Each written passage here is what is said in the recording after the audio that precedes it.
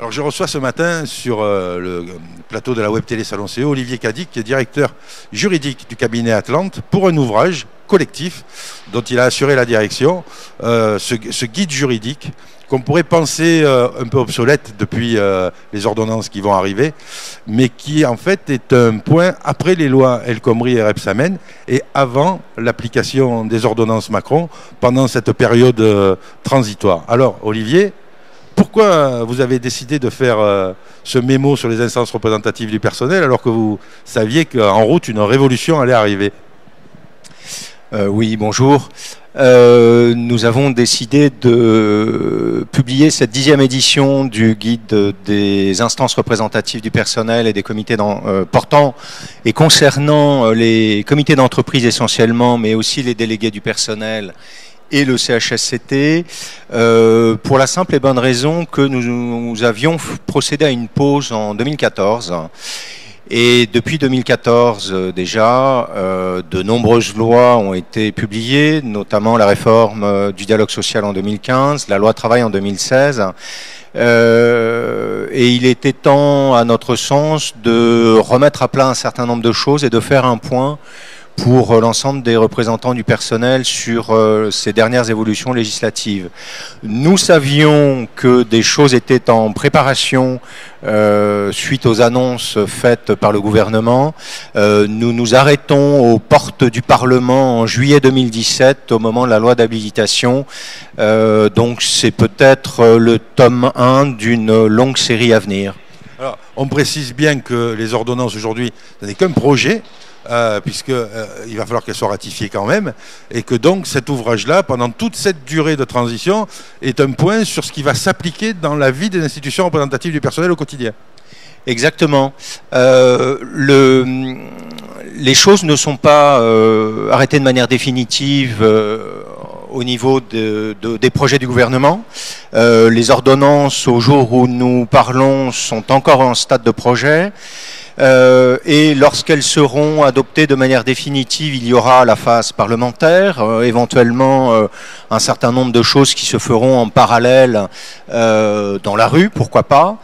Nous verrons bien à l'issue de la phase parlementaire, à savoir au moment de la loi de ratification de ces ordonnances, quels seront les éléments actés de manière définitive.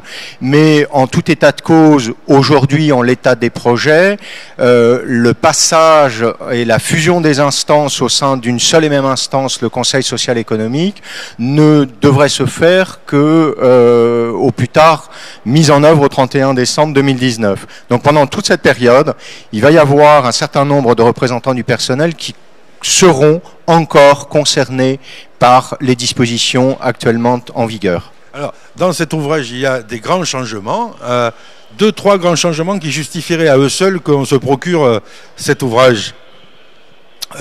Quelques indications effectivement, les 3 temps d'information-consultation qui occupent annuellement les comités d'entreprise, qui sont issus de la réforme du dialogue social d'août 2015, qui a priori d'après les projets d'ordonnance devraient perdurer dans la récurrence des informations-consultations.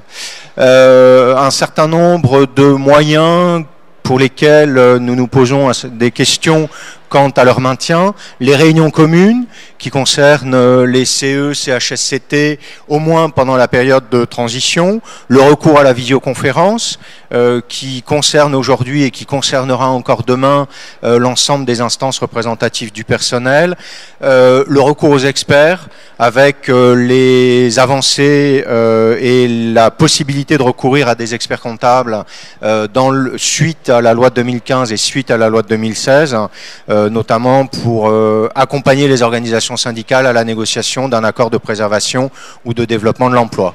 Alors d'un côté pratique, comment on se procure cet ouvrage?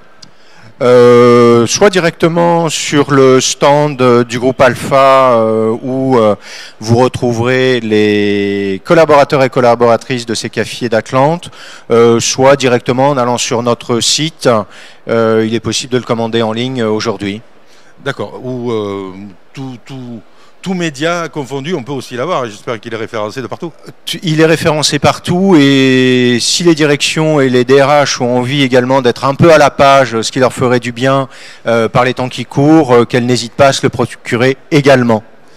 Eh bien, écoutez, merci Olivier pour la présentation de cet ouvrage. Et puis, ce sera certainement un ouvrage transitoire, je le crains, mais très utile quand même parce que jusqu'au 1er janvier 2019, c'est ça, je ne me trompe pas, 1er janvier 2020, 31 décembre 2019, c'est encore ça qui va s'appliquer dans beaucoup de comités d'entreprise. Merci Olivier. Merci beaucoup, bonne journée. Bonne journée.